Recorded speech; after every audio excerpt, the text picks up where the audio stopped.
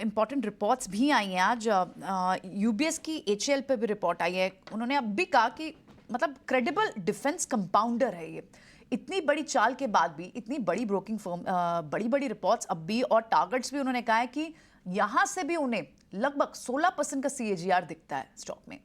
HAL पर और 2028 तक की बात उन्होंने की है। हालांकि बहुत सारे ऑर्डर्स, अब एक बार वॉच ये भी करनी चाहती है स्ट्रीट ये कि एग्जीक्यूशन किस तरह से होती है इन बड़ी कंपनियों की। लेकिन ऑफ कोर्स ऑर्डर विजिबिलिटी को लेकर, ग्रोथ को देख करते हुए एचएएल पर यूबीएस का एक बड़ा टारगेट भी आया। एक बार डिस्कस कर लेते हैं डिफेंस स्टॉक्स को भी सनी के साथ। सनी, आप इस रिपोर्ट को पढ़ पाए? इस स्टॉक पर पर्टिकुलरली व्यू क्या होगा, या फिर डिफेंस स्टॉक्स में अब भी क्या ये तेजी बनी रहेगी एचएएल को यहां से, और कितने अपसाइड के लिए रखना चाहिए? या डेफिनेटली मुझे लगता है कि इंडिया में आफ्टर लॉन्ग टाइम डिफेंस और रेलवे ऐसा सेक्टर है कि जहाँ काफी स्ट्रांग रेवेन्यू विजिबिलिटी दिखती है अगले 5 या 6 साल के एंगल से अगर मैं देखता हूँ। आई मीन आप एवरी 15-20 डेज एक नया ऑर्डर मिलता है एंड दैट ऑर्डर का जो साइज है काफी बड़ा ऑर्डर मिल रहा है। तो मुझे लगता है कि एक कहीं ना कहीं जो पहले एक कंसर्न हुआ करता था कि ये जितने भी ऑर्डर बुक ड्रिवन बिजनेसेस हैं उसमें 1-2 साल का एक स्ट्रॉन्ग अपमूव दिखेगा, फिर 1-2 साल 2-3 साल तक फिर कोई रेवेन्यू नहीं आएगा।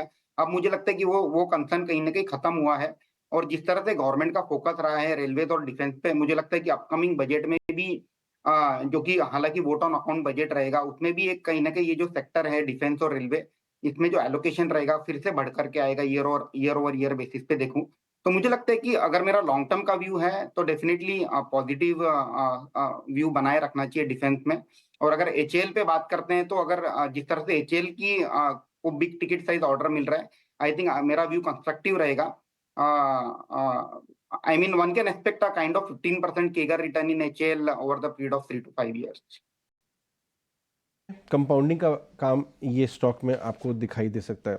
बजाज ऑटो में एक बड़ा मूव आया था अक्षय, और उसके बाद वो थोड़ा ठंडा हो गया। हालांकि अभी बायबैक का अमाउंट और डिटेल्स और प्राइस वो सब अभी बाकी हुआ ना, लेकिन 7,000 में आपको इस पे वैल्यू दिख रही है?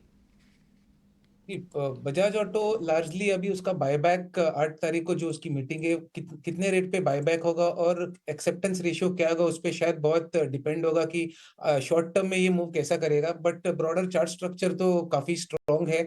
बस ये कॉर्पोरेट एक्शन के चलते शायद थोड़ा साइडवेज रहे, कंसोलिडेशन में रहे स्टॉक। सपोर्ट जोन 6800 की है, अभी भी पॉजिटिव व्यू मेंटेन कर रहा हूँ। थोड़ा ओवर स्ट्रेच्ड है for comfort for trading parameters, but view positive है, इंटैक्ट है। 7200 तक ऊपर जाने की क्षमता रखता है स्टॉक ट्रेडिंग के लिए।